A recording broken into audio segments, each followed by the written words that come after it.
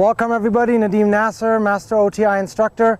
I'd like to share with you a tip on the ground stroke and specifically how to find your contact point. A lot of players seem to not even understand where that contact point ideally should be. If you do understand, that's great, but I have a nice little exercise here that helps you remind to always find where that contact point should be in relationship to your body. So there are several videos out there that we've talked about in regards to contact point, timing, spacing, and so forth. Very, very straightforward. I want you to make this very simple for yourself. Position yourself near the baseline, and for the purpose of this exercise, we're going to use the neutral stance.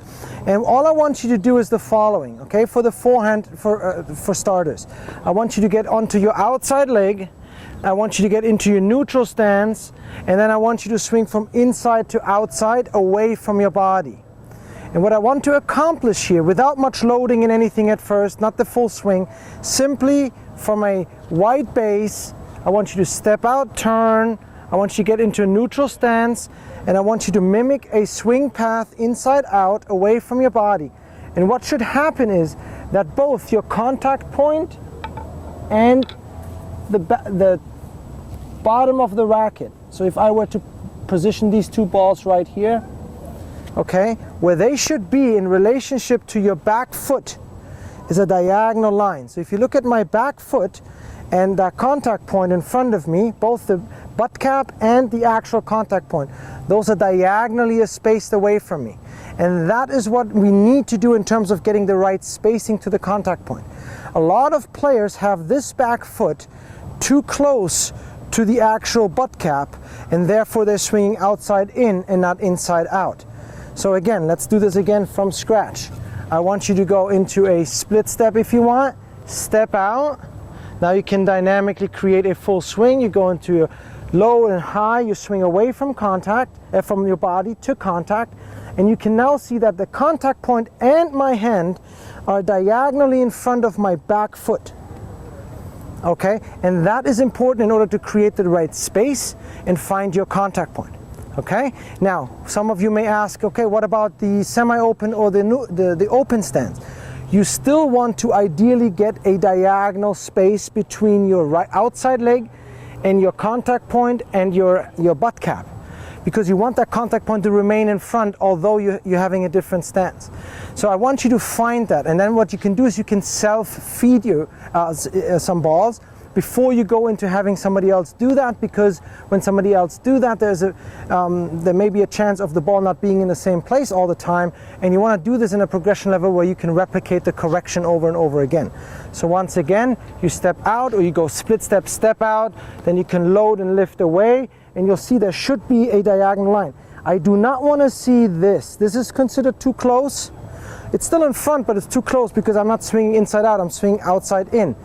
Most players who have that problem, they overstep with their inside foot and they create not enough, they mitigate or crowd the ball, they mitigate the space. There's not enough space between your contact point and your body, and that's exactly what happens. They step across their body too early to make to make that space smaller. So keep space in mind. Space is good, and the space you want is a diagonal space.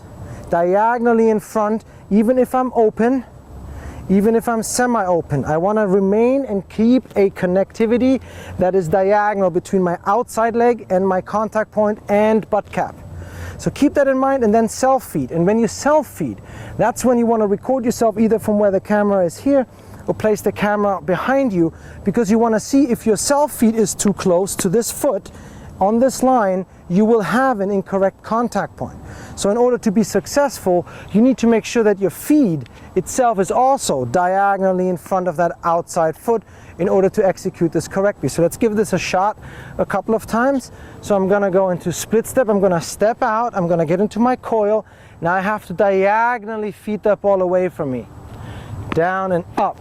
And what I will see is that you swing inside out away from my body. That's the goal. And I hope that you can, even at full speed now in this self-feed exercise, see that I have this diagonal space to contact. I will slow it down for you and actually stop at contact.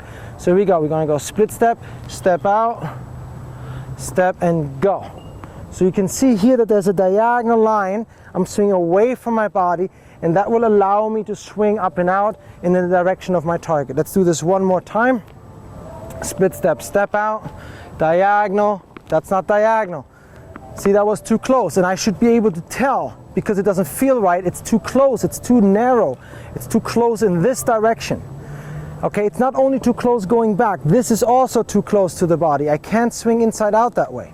So split step, step out, feet away diagonally, down and up. And I want to create as much diagonal space as I possibly can. Last one. And of course, yes, the answer is, although I heard that question coming in, does it apply on the backhand? Yes, it applies on the one-hander and it applies on the two-hander, all the same. I'm going to make the same adjustment here. Split step, step out, diagonal feed, down and up. And then you can get a nice upper balance. Everything should be intact. You should clearly, pass the net cleanly and clear it by quite a bit if you go from inside out, low to high. So find your contact point and do it via relation of diagonal space between your contact point, your butt cap, and your back foot having a diagonal line. Okay, so I hope this helps. Some of my students, I'm not just saying that, it works wonders at times when players don't have the right idea of where their contact point should be and how to get there. And I found that literally hours of shadow swings, self-feeding, and then creating a little bit more difficult scenarios really helps find the contact point, which cleans up a lot of different errors that you may have on your ground strokes. So yes, this is a video on the forehand. Yes, it applies to the backhand all the same. If there's enough feedback, we may even do something on the backhand as well. So I hope that you like this video, and if you do, as always, hit the like button. Send me some comments. I'll be happy to respond as long as they're nice.